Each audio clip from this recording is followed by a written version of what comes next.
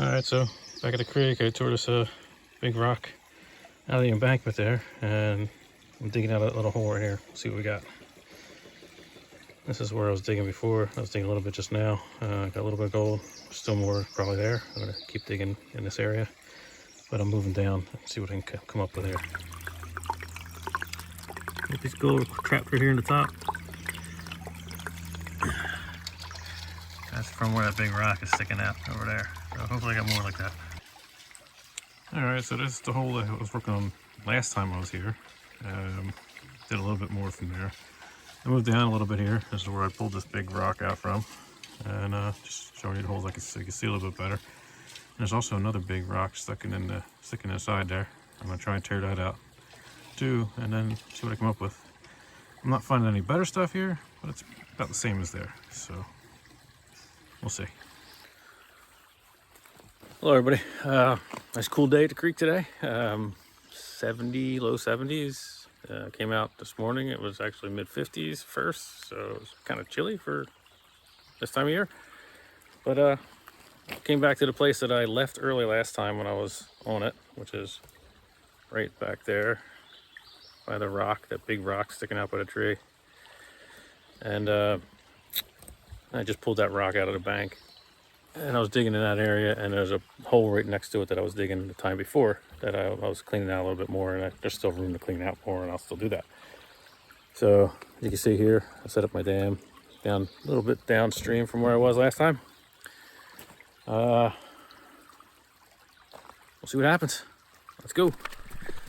Didn't dig or film as much as I normally would here. I met up with the Carolina Slate Belt chapter of the Gold Prospectors Association of America.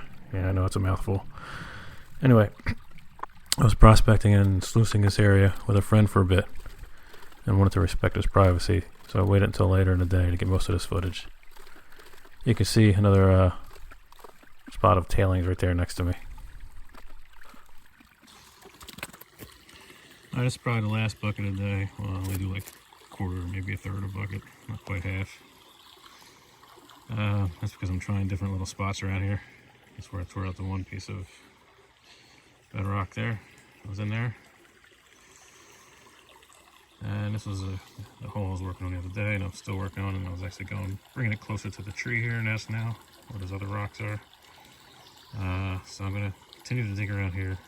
Seem to be getting the same amount from no matter where I dig here, which isn't great, but it's solid. It's something, right? And it all adds up. So I'm going to clear out a little bit more here, and then I'm going to call it a day. So I wasn't able to pry that rock out of there. It's in there pretty good, not with my shovel anyway, and I didn't bring my pickaxe today. So if I come back here again, I will bring that pickaxe and pry that out. Let's see what we got underneath that. And this is the kind of material I'm getting.